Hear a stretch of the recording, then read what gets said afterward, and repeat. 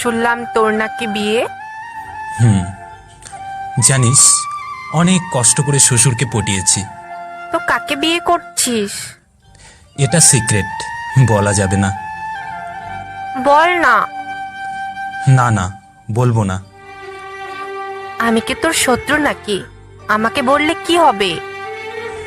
তোকে বললে তো তুই হিংসে করবি, তাই বলবো না। বলতে হবে না, যাকে খুশি বিয়ে কর, তাতে আমার কি? জানিস, মেয়েটা দেখতে ভীষণ সুন্দর।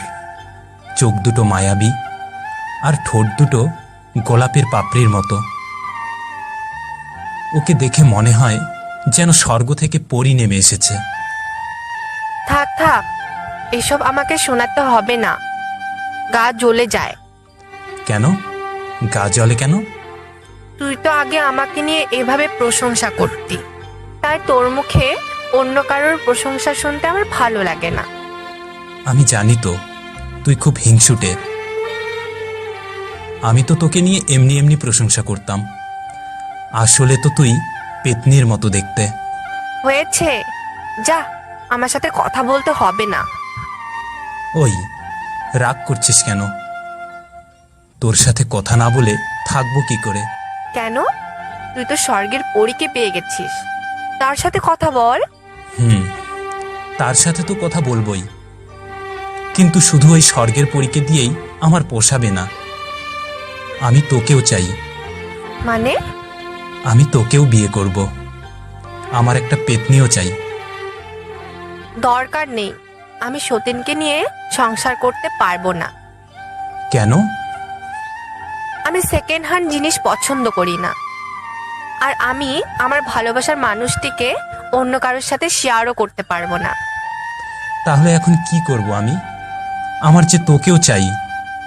আমাকেও চাই মানে? তুই কি আমাকেও ভালোবাসিস? ভালোবাসি তো। দেখ, আমি তোর কাছে পেতনি হতে পারি, কিন্তু এই পেতনিকে পাওয়া এত সস্তা নয়। জানি তো, এই পেতনিটা অনেক দামি।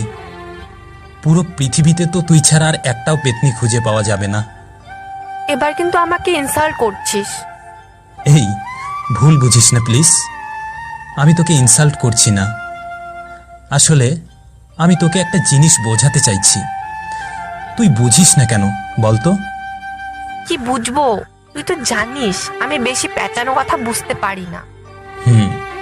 জানি তো, তুই তো লাভ এক্সপ্রেস ট্রেন, সবসময় সোজা পথে চলিস। সেটাই, যা বলার সরাসরি বল। জানিস, আমি না তোর অনেক বড় ফ্যান। তোর চ্যানেলের শায়রিগুলো শুনে আমি তোর প্রেমে পড়ে যাই।